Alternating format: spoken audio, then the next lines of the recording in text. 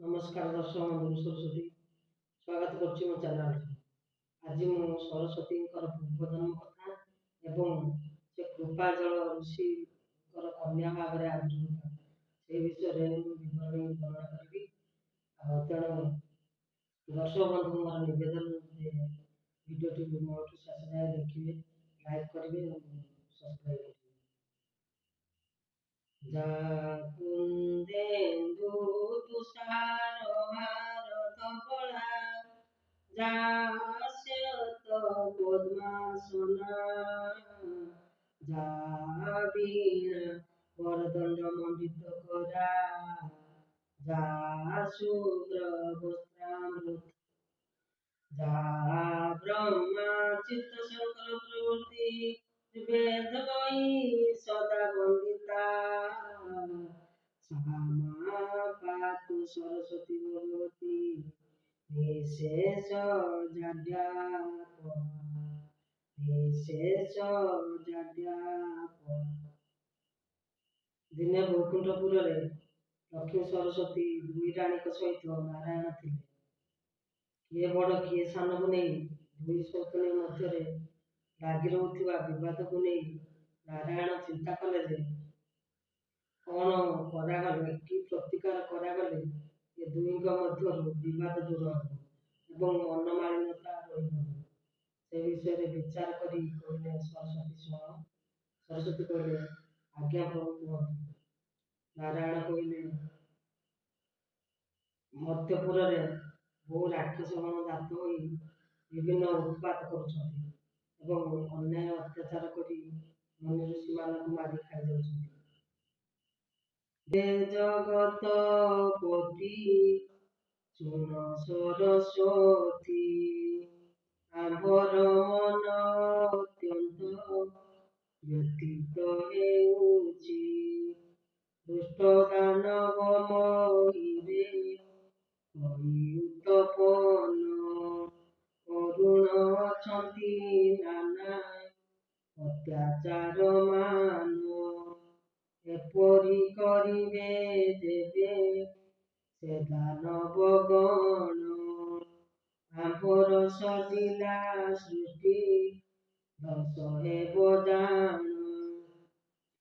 ତେଣୁ ଆମ୍ଭେ ଆଉ କାଳ ବିଳମ୍ବ ନ କରି ମର୍ତ୍ତ୍ୟରେ ଜନମ ନେବା ନରତନୁ ଧରି। ନାରାୟଣ କହିଲେ, ସରସ୍ୱତୀ, ଏ ସୃଷ୍ଟି ସର୍ଜନାକୁ ରକ୍ଷା କରିବାକୁ ହେଲେ ଆମକୁ ମର୍ତ୍ତ୍ୟପୁରରେ ନରଦେହ ଧରି ଜନ୍ମ ନେବାକୁ ହେବ ଏବଂ ସେ ଦାନବଗଣକୁ ସଂହାର କରିସାରି ଆମେ ବୈକୁଣ୍ଠପୁରକୁ ପୁଣି ଫେରି ଆସିବା। ସରସ୍ୱତୀ ଏକଥା ଯେତେବେଳେ ଶୁଣିଲେ କହିଲେ, ହଁ ପ୍ରଭୁ, ଆମେ ଖୁବ୍ ଶୀଘ୍ର ମର୍ତ୍ତ୍ୟପୁରରେ ଜନ୍ମ ନେବା, କାରଣ ମର୍ତ୍ତ୍ୟପୁରର ଲୋକମାନେ ଅଜ୍ଞାନତାର ଅନ୍ଧାରରେ ରହି ଆଉଟ ପାଉଟ ହେଉଛନ୍ତି। ସେମାନେ ନ୍ୟାୟ ଅନ୍ୟାୟ ବିଚାର କରିପାରୁନାହାନ୍ତି। ସେମାନଙ୍କର ବୁଦ୍ଧି ଭ୍ରଷ୍ଟ ହୋଇ ସେ ଅବାଟରେ ଯାଉଛନ୍ତି। ତେଣୁ ମୁଁ ସେମାନଙ୍କୁ ବିଦ୍ୟା ବୁଦ୍ଧି ପ୍ରଦାନ କରିବି, ଯାହାଫଳରେ କି ସେମାନେ ସତ୍ମାର୍ଗରେ ପରିଚାଳିତ ହେବେ ଏବଂ ଆପଣଙ୍କ ପାଦ ପଦ୍ମରେ ଧ୍ୟାନ ରଖି ଆପଣଙ୍କର ସରଳ ଜୀବନ। ଆହେ ପ୍ରାଣେଶ୍ୱର ଦାସୀ করে নিবেদন,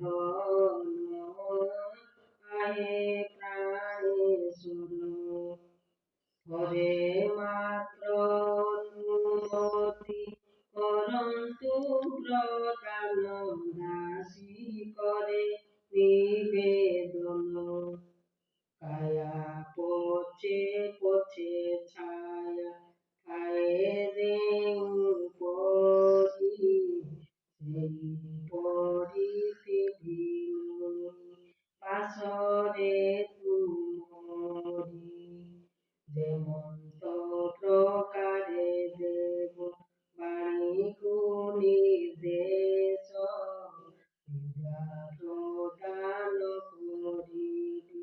ରମି ସାରା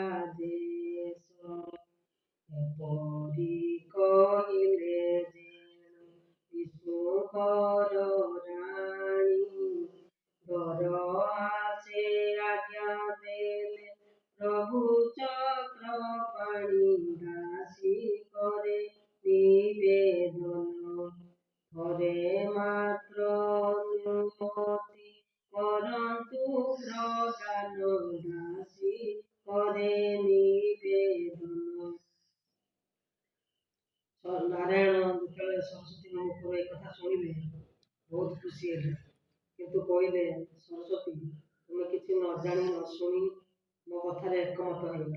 କିନ୍ତୁ ତୁମେ ଜାଣିଛ ମର୍ତ୍ତ୍ୟପୁରରେ ଜନ୍ମ ନେଲେ କେତେ ରୋଗ, ସୁଖ, ଦୁଃଖ, ଯନ୍ତ୍ରଣା, ଜରା, ବ୍ୟାଧି, ମୃତ୍ୟୁ ସବୁକିଛି ସହ୍ୟ କରିବାକୁ ହେବ, ସବୁକିଛି ଭୋଗ କରିବାକୁ ହେବ।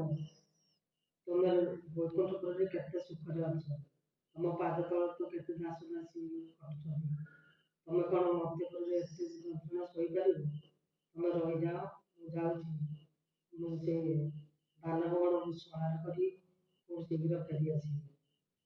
ଏକଥା ଯେତେବେଳେ ନାରାୟଣଙ୍କ ଠାରୁ ସରସ୍ୱତୀ ଶୁଣିଲେ, କହିଲେ, ପ୍ରଭୁ, ଏ କି କଥା କହୁଛନ୍ତି ଆପଣ? ଆପଣଙ୍କ ସୃଷ୍ଟି ଧ୍ୱଂସ ହୋଇଯିବ, ମୁଁ କେମିତି ସହିବି? ଆପଣଙ୍କ ଦୁଃଖ କ'ଣ ମୋର ଦୁଃଖ ନୁହେଁ? ଆପଣଙ୍କ ସୃଷ୍ଟି ସର୍ଜନା କ'ଣ ମୋର ନୁହେଁ? ଆପଣ ମୋତେ ଥରେ ମାତ୍ର ଆଦେଶ ଦିଅନ୍ତୁ, ମୁଁ ଆପଣଙ୍କର ସୁଖ ଆଉ ଆନନ୍ଦ ପାଇଁ ମୁଁ ସବୁକିଛି କଷ୍ଟ ସହି ନେଇପାରିବି।